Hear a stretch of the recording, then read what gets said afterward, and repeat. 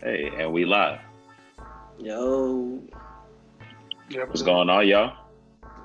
yo, yo, What up? What yo. up? What's going on? This has been a while, Miles Sauce. I missed y'all, man. Y'all Man, looking good. Q, yes, sir, feeling good. you ain't got the quarantine beard.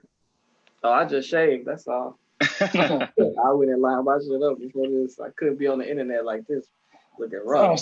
so y'all I calling just me out? well, I ain't get to you yet. Huh? Nas, what's going on with you? How you feeling today, bro? Not bad, not bad. That's Stuck in what the crib with my quarantine beard. You guys are right. You right. we just for y'all just checking in. What's going on? What's going on? Thanks for tuning in. Say what's up to us. Make sure you like, subscribe, rate, and review us. This is Miles Sauce coming to y'all live. We appreciate everybody that's tuned in so far. What's going on, Sapo? Fred, we appreciate you tuning in with us. Thank you for being in. Um, we haven't done this in a while, y'all, so please give us some grace. Be patient with us. But what's going on, our producer? What's going on from DC? Timo, we appreciate the love. Um, we haven't done this in a while, y'all, but we wanted to get back in the swing of things because we miss y'all, and I know y'all miss us too. Um, Q, say what's up to the people real quick for those just checking in. We got some family members saying what's up to you. Yeah, I'm all in the comments too. Shout out to everybody checking in. We appreciate y'all. And man, it's been too long, but we doing good through this COVID-19. So much to talk about. So we just happy to speak to the people. Okay, and Nas, say what's up to the people, not Nas. What up? What up? Let's get it rocking, baby. And for y'all that don't know, I'm your host, Kels. But let's get right into the show. We missing our brother Sherrod. He's going through some things right now, but y'all definitely make sure you keep him in your prayers. But let's check in on everybody's mental real quick. What fellas, how y'all holding up, man? Do y'all look as bad as my beard is? Man, I'm actually doing pretty good. I can't complain too much. I'm blessed to have family, first and foremost. Without having the family every day, kids keep you busy, and a toddler definitely keeps you busy. And having somebody to confide in, and my wife. So I really can't complain, man. It's different not to be able to be outside because we've been taking it serious from the jump. Like before the NBA shut down, we was already in the house, and not my wife stopped taking the train downtown, and I already worked from home, but I stopped going to the stores. We've been ordering groceries. We ain't really been nowhere unless we went to pick up some food from somewhere, and they had to do Mhm. curbside delivery. We wasn't going in, so Oh, it's y'all different. fancy. Y'all using curbside delivery. Yeah, we a little bougie. I'm not sure what happened. We still recording. We still got this going on. We're gonna keep it rocking anyway. So yeah, we had that going on. I was glad that your family kept you motivated and kept you going through this time. Nas, where are you mentally, bro? Same here. Family is keeping me grounded. Uh-huh. My daughter's going crazy. I'm sure she would prefer to be in school, which is kind of crazy. Uh-huh. I'm still working, so my day-to-day thing hasn't really changed. So I'm just in regards to work, but getting to work is kind of different. Dealing with the commuters that's there, and trying to be protective of what's going on. So it's different. Okay. Okay. So let's get into it. I mean, we tiptoeing around it, but COVID-19 is it's all that changed our worlds, whether in one way or another, whether we admit it or not. Let's talk about like some facts. So, like, what do we know so far about COVID? Like, no, because I know when this thing first kicked off, it was well, black people couldn't get it, and all these other rumors. Let's talk about some of the facts we know about COVID. Um, well, the main fact is that we all can get it. It's not discriminating. Nah. It don't matter where you from across the world. No matter what race, you can get it. Uh, Hmm. and then also, I think it's been a little bit exaggerated as to how it's affecting the black community, um, because it's been affecting everybody. I Hmm. just think they looking at population rates and comparing it to, it's more white people here than black people. So they're trying to say like black people are getting it at a higher rate, which is true, but there's a lot more that go into that, which has to do with the healthcare system in place. Right. But as far as the disease itself, I think the biggest wake up call and the facts surrounding it was that anybody can get it, and it don't matter if you're young, old, black, white, you can get it, and anybody can die from it. Because I've personally known young people who've had complications and had to have surgery to survive, and we know others who did not die, thankfully, but the pain was. We've been told that they wouldn't wish it on nobody. It's that is severe, and so I wish people would take it seriously. But people, freedom over anything, right? Yeah. Yeah. Oh, and then the front door open. But so that's what we know so far. And it's definitely not something that discriminates against age, race, religion, color, or creed. And it's affected just the way we go grocery shopping, the way we interact with people, just the way we do life now. Like, doing a personal check-in. I even lost my grandfather in the midst of all this, and funerals are different now. Those aren't the same anymore. The way we engage in those, it's just different, man. And it's hard adjusting sometimes. I think to some of the different things that COVID has brought to us. Um, Nas, what are some? I know you talked about your commute from work is easier. What are some of the challenges, or I guess benefits, that you've seen through all these changes? It's really no benefits. The city is different now. Me Hmm. working downtown, it's like a movie, straight out of a zombie movie. No one is really outside as much. Downtown Chicago is basically dead to a certain extent. Um, the the the other businesses around there, they're not really there. They're still like to pick up food and stuff like that. You're basically waiting outside to pick up your food. So Hmm. it's drastically different. And on the CTA, you're dealing with you can't really sit by each other, or you're trying to be real cautious about interacting with people. So I haven't seen any benefits because it's actually kind of scary, to be honest with it. What's and honestly, that's good that you admit that, because a lot of people won't just say that. Hey, this. I mean, to some people, it's concerning. Some people are really afraid, like and some people are still very nonchalant about it. Like Q had mentioned earlier, it was like, no, I want freedom. I want to go get a haircut. Like, Yeah, what about this? What about this scares you? yeah, you don't want to contract it and bring it back home and give it to your family members. So, I'm the only one in my house a couple other people, but we're actively going out, and you are coming across different people, and you touching stuff, and you're trying to be as cautious and as you want, but anything can happen. It's a disease that everyone is, well, not everyone, but a large part of the population is getting it. So just want to be mindful and cautious at the same time. Yeah. For me, I have my mother is a cancer patient. My aunt elderly. My father is elderly. And so I have people in my life that I know if they get it, it's going to be very difficult for them to survive.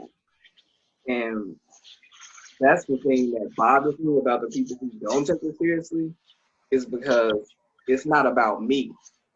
It's about we. It's about us as people. Like, yeah, I might get it and I might get really, really sick. And I probably can survive it. But if I get it and give it to my mother, give it to my grandparent, give it to an auntie, and they have their cancer patient, they have diabetes, they have asthma, or they're just elderly and their body isn't strong enough to fight it. Because that's been the case for many elderly. It's not that they sick, it's just that their body not strong enough to fight it. When you get older, you don't have that same strength. immune system. And so, like, people are not thinking outside of themselves, which isn't surprising because we live in a society of it's all about me and mine, and I'll be all right. But it is scary because nothing worse than surviving Inglewood, surviving cancer, and then you die from a disease like this. Like, just imagine that you a cancer patient and you made it through chemo, your stuff in remission, then you get coronavirus and die because the people around you were irresponsible, went outside, brought it. And even if you are responsible, that's the scary part. You can be responsible and still catch it, like Nas. So it's a scary thing, but man, it's I don't know. You just gotta be prayerful, I guess. Like, not live in fear. What's the best way to not be scared, but be educated, be conscious, be aware, because you don't want to live in fear because that'll just create anxiety. And I think, absolutely. Yeah, and I think that's what we're dealing with. People are deciding that they are not gonna be stressed about this, and so instead of stressing about it, they fighting it. They're trying to treat it like it don't exist.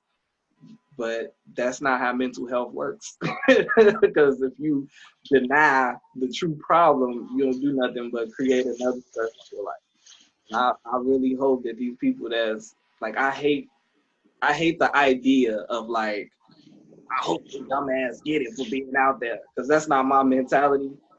But at the same time, you just really, really wish something could open their eyes so that they wouldn't continue to throw parties and, you know what I'm saying, go kick it. No, this is some real stuff out here. Let's, even though that wasn't actually a topic that we was gonna get into, but let's get into that, because there's a level of responsibility that you got to take when you out throwing parties and stuff, and you're aware that this is going on. Now, I get it from the standpoint that, yeah, I'm not gonna be doing all the normal stuff that I would be doing, like, interacting with y'all and, going out to bars and live events and things of that nature. But am I going out to a party right now? Probably not. That's probably not the best of ideas.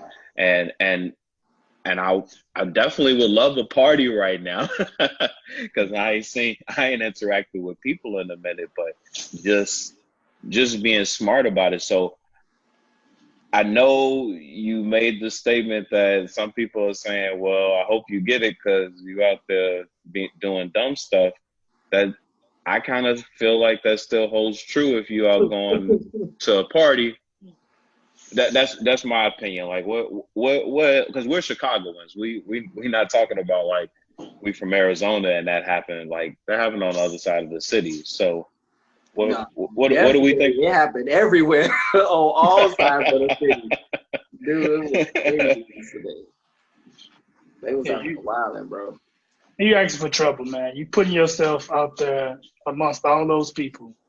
You asking to catch it. I mean, even if you don't think it's real or not, even though in some of those parties, a couple of people still had the face mask on, as if they were exercising cautious. But I'm gonna still turn up, but we just don't, put the gloves and the mask. But no, yeah, you can't. It's the summertime. I get it. It's almost the summertime, and I get they feel that they've been in the house for too long and they want to come out and enjoy themselves. But this not the time. Sometimes you got to exercise some type of restraint. If any time, this would be the time. So I don't know. People don't get it until it's them. That's the problem. Like, they don't understand until it's they sibling, they grandma, they auntie. Like, people who was at that party, the girl was literally all on social media defending, and it was like all in the comments, girl, you ain't gotta explain yourself to them, man. I don't know why you talking to them. And it was just like, those are people you can't argue with. Like, you want to try to make them understand, but if they have that mentality of, I'm gonna be all right, I'm gonna worry about me and mine, you worry about yours. That's basically what she said. And then she tried to make the comparison of, you go in grocery stores and you touch all over stuff, you don't know who touched it before and who put it back and da da da. That's not the point. When you go into the grocery store, if you being smart about it, you're wearing a mask, you're wearing gloves, and you're not gonna touch stuff and then touch your face afterwards. So that's an irrelevant point you're trying to make. The point is you being irresponsible in a crowded room of people, breathing, drinking, juking, all type of bodily fluids. No.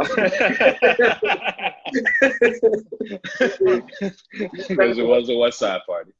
Oh, I missed the juking. To somebody else who can't handle it. So, hey, but low key, yesterday, Chicago was wilding, bro.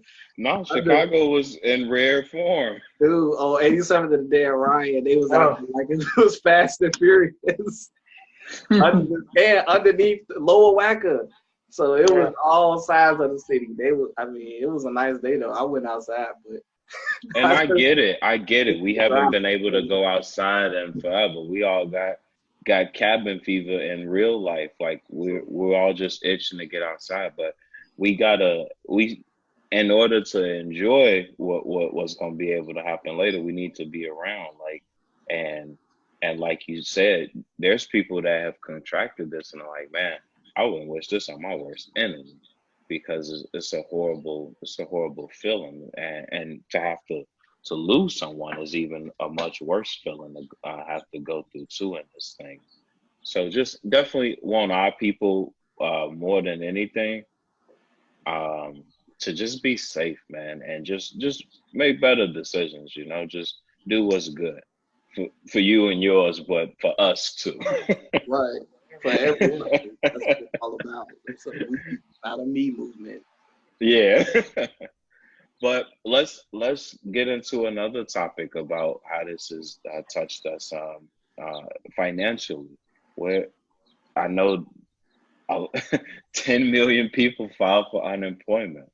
No, more. It's more than that. Okay, excuse me. Like the unemployment system never would have fathomed having there would come a time like the system's broken. More people are filing for unemployment, and then this is only the start of it. Like, where have you guys seen or heard from other people that they're experiencing right now with COVID going on? Because I hear a lot of different ends of the spectrum, honestly. Personally, I haven't heard. I haven't heard anybody that really financially. Well, I'll take that back. Quentin, your situation. You know what? Quentin, take it. No, you take this. Well, I have been affected. My company laid off a lot of people and furloughed others.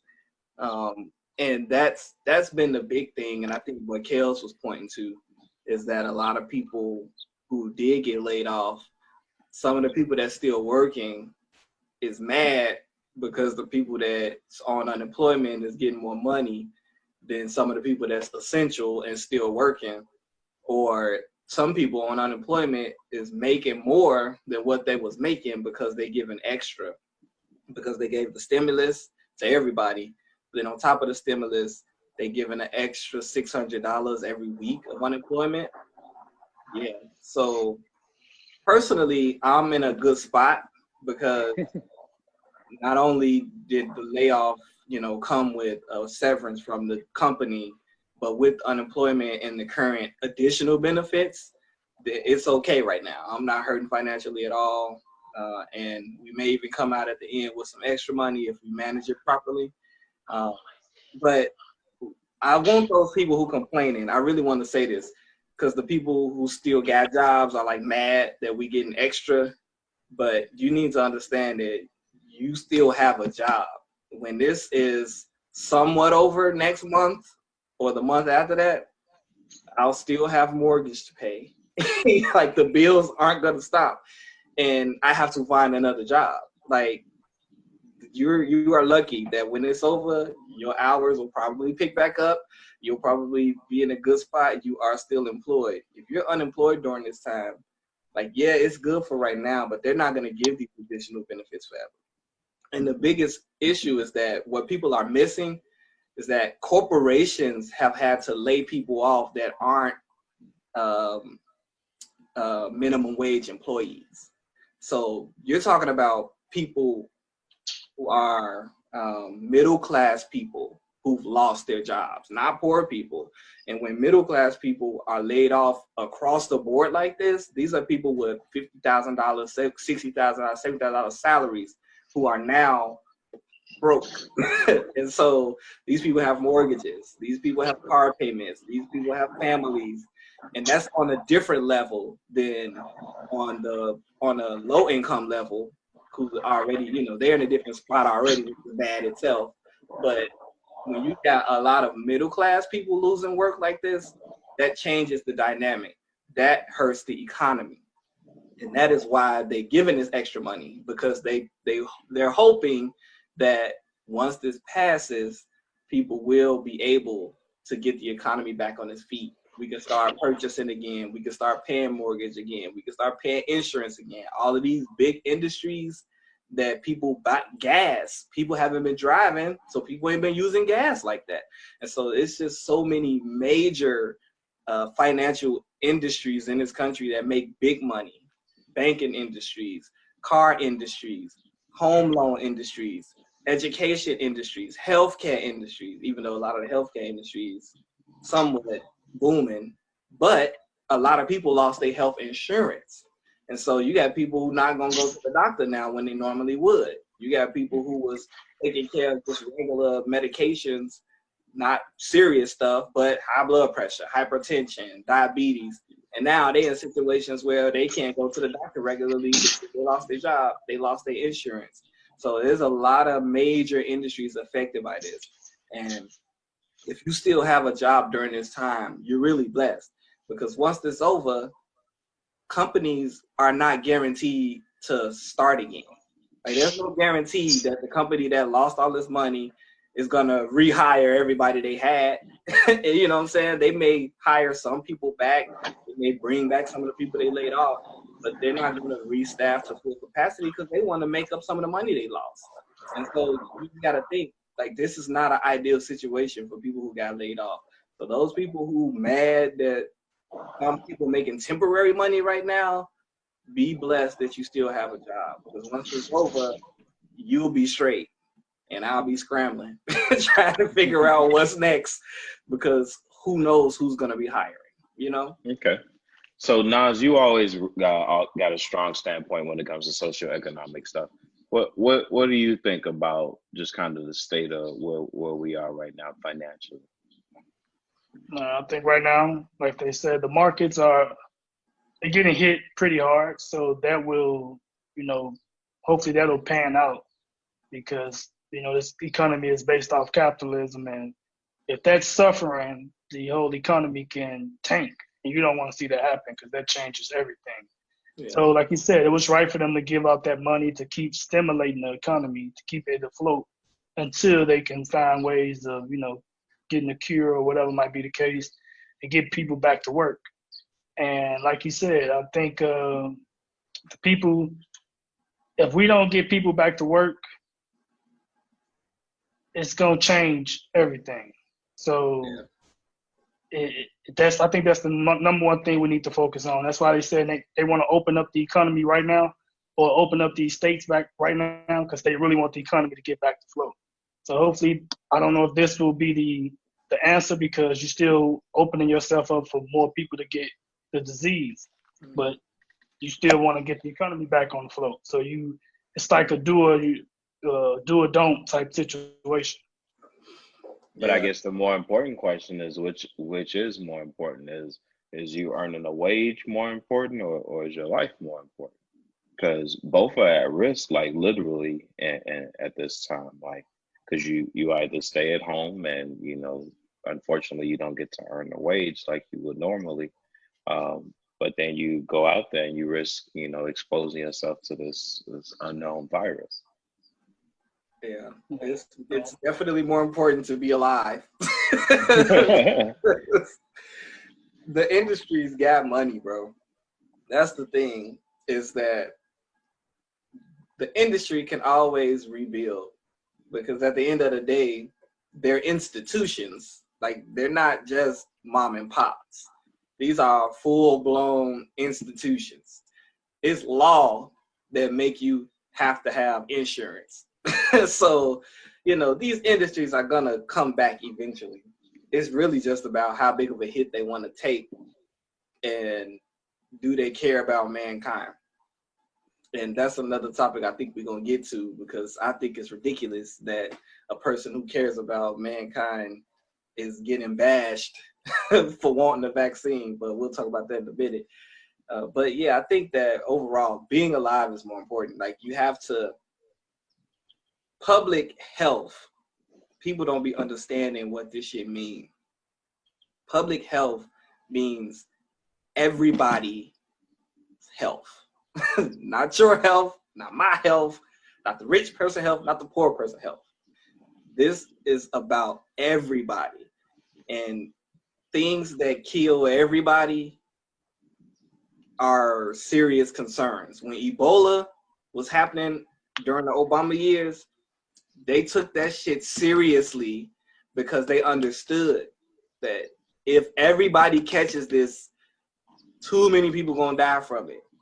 Like, back in the day, all those random ass diseases, smallpox, like these different diseases that would kill people if they got it, those are public health concerns. That's why you have these different governments, bodies that are monitoring the food plants and the farmers, because if they put something out there to the masses that can kill everybody, like, just imagine everybody go to the grocery store and bought some chicken, and all of the chicken could kill everybody if they ate some of this chicken. Like, that's basically what we're dealing with. Everybody can die from this. And there's no, you will live, you will die. It's, you might die, and that same person might live. We don't know. And because of that, let's not get the disease. Stay your Let's ass at do home. our best so no one gets it.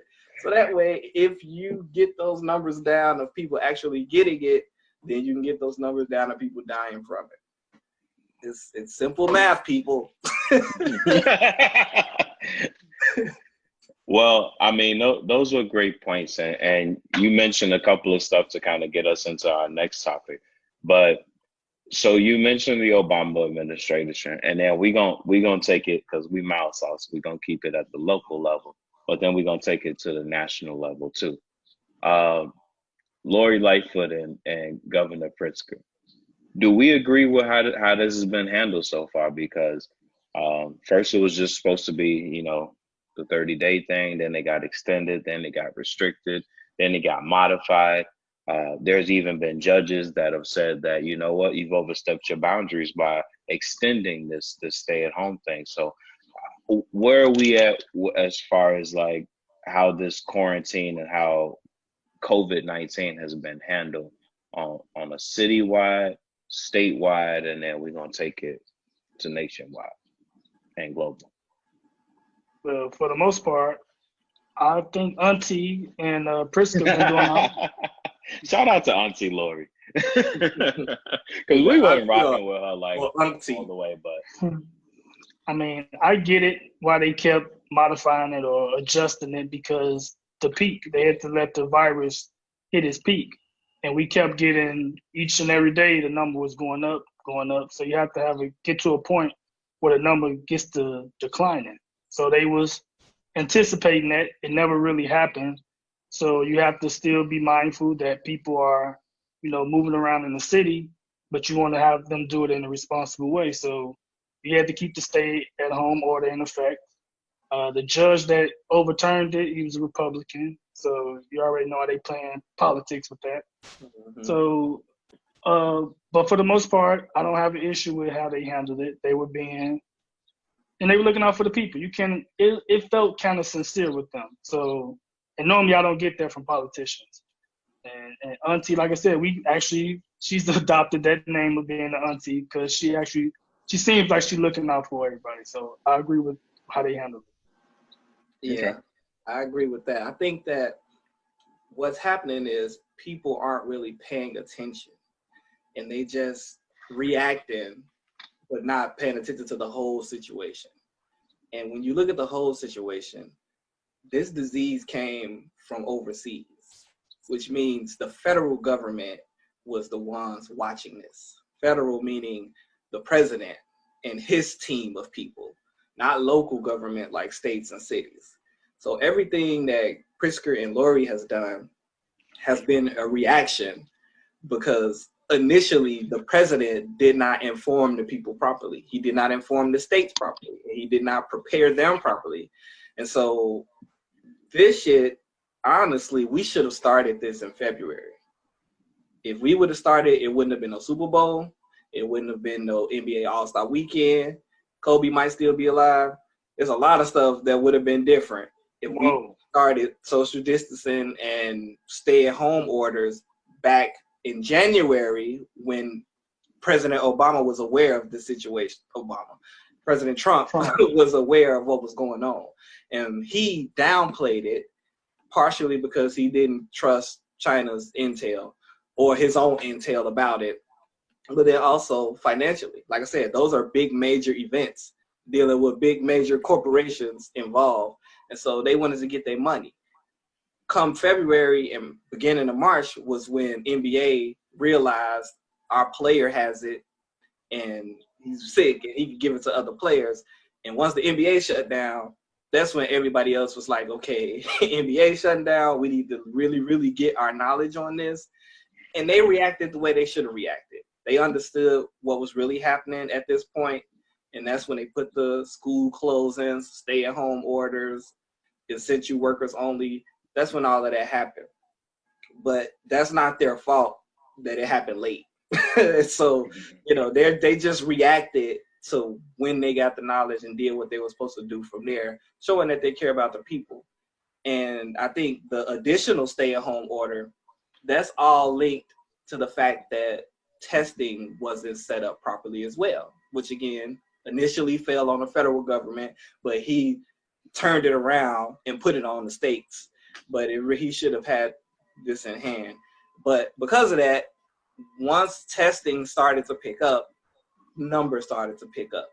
And so that's what Nas was talking about. The numbers, they were projecting the numbers to go up because they knew once they finally were able to test people on a higher cliff, the numbers would automatically go up because people probably had it but wasn't tested for it. People have probably died, and instead of it being a COVID-19 death, they linked it to whatever illness they was previously working with, or a respiratory issue, and they didn't understand that it was about the testing. Like for example, we all got sick in January. My whole family got sick at different points and in February. And we went to the doctor. A couple of us had the flu, and my daughter got sick, and they didn't know what she had. They just was like, oh, it's some type of viral disease probably. It's not the flu, but it's some type of viral infection, and her body just has to fight it off. And when you find out a month later that coronavirus was here, but they didn't have a test for that. They didn't have the test for coronavirus. So all the doctor could really say was, it's basically like a cold, but it's not a cold. It's more of a viral infection, but it's not a way. This is facts, bro. The doctor basically said like it's some type of viral infection. Like it's kind of like it, but it ain't. But then it is, but then it ain't. Yeah. Because she had a fever, that's how they knew it wasn't just a cold. Because she was having a fever that wouldn't go away. But they tested her for the flu, and she did not have a flu. So it was just crazy. Like, that's what we dealing with. But when they couldn't test for it, how they gonna get accurate numbers? So the reason for the stay at home to continue, the whole purpose is the test gotta go, this is the scale, right? It gotta go up, up, up, up, up, up. And then eventually the number of deaths gotta like be the same. And then the number of deaths got to start going down. Then they can say, okay, the number of deaths are going down, the test positives are going down, it's safe to go outside again.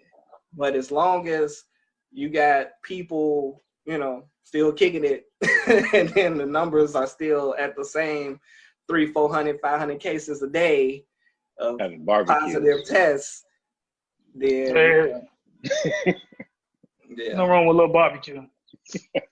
Hey. No, but to get on the federal level was a straight joke. I don't even want to touch on that. Well, Donald Trump, we got to. So let's get on it real quick. Let's hop in, hop out. Donald Trump is a straight shit show, man. Yep. He deserves his own platform. He does not. He got it. It's called the White House. Not there. Not there. He needs to be on Comedy Central. Yes, he needs his own shit, man. He hasn't everything. He has contradicted himself day after day after day, and it's misled the states, misled the people, and it got us actually in the situation that we are in, where people are out here protesting that their constitutional rights are being violated because the governors are not. They won't let us go get our hair cut. They won't let us go get ice cream. Come on, man. Bro. So Donald Trump put all this, it's all on him on this one. This is the power of the office. And I remember when he first got elected, and remember we talked about just how the fact that he's there speaks to people, just like the fact that Obama was black spoke to people just because, like he didn't have to do nothing. He just was black and it spoke to us. This is the power.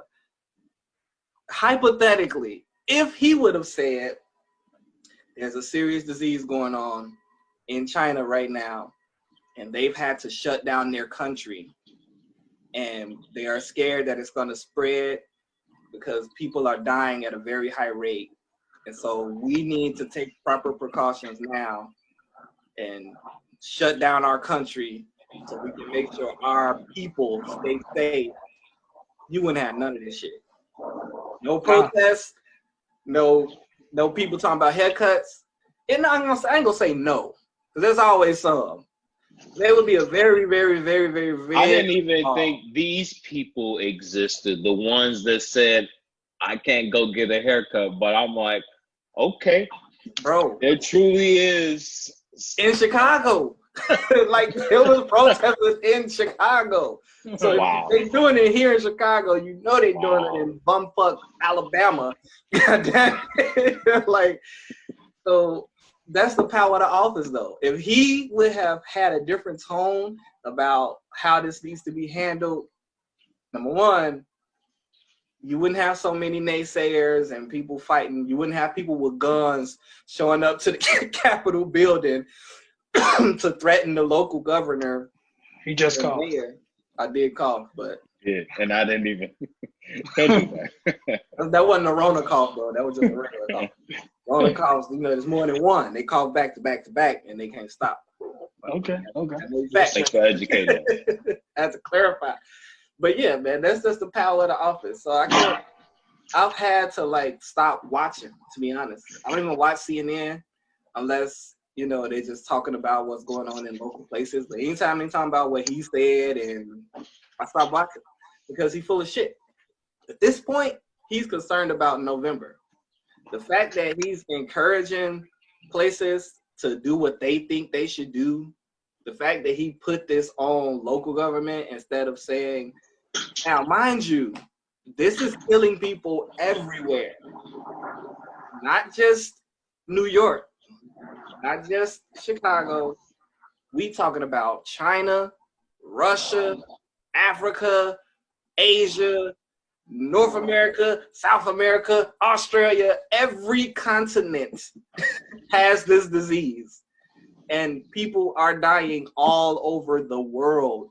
Now, some more dying than others, but it's a global issue. And so the fact that a global issue is happening and he says the states should handle it. Poor leadership. Like, bruh, You is the president of the whole country, and you only care Not just the about city, Craig.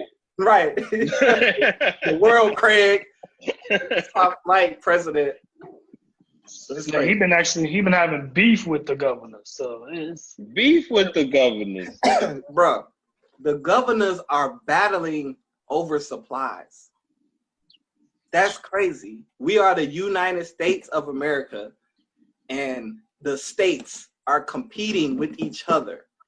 That doesn't even make sense. We're supposed to be one country, so why does Illinois have to fight with New York to get respirators? Because it's all about capitalism. The people who making these fucking machines, they don't get no fuck about the people dying. They like, who gonna pay us first and fastest, and we gonna send these bitches out to them, and then we'll get to the next state when they got their money together. Like, it's crazy, and this is why you blame the federal government, because if you ain't been watching, he disbanded after Ebola happened. Obama made sure that there was a team in place to handle global pandemics. There was a team that was watching the world. There was a team that was making contracts set up with vendors who create respirators and testing kits and all of the different things you would need during the global pandemic. He had a team of people in place to be prepared for this type of stuff, because Ebola happened and it was like, okay, not only Ebola, there was a flu before Ebola happened. The Spanish flu or bird flu, whatever the fuck it was called.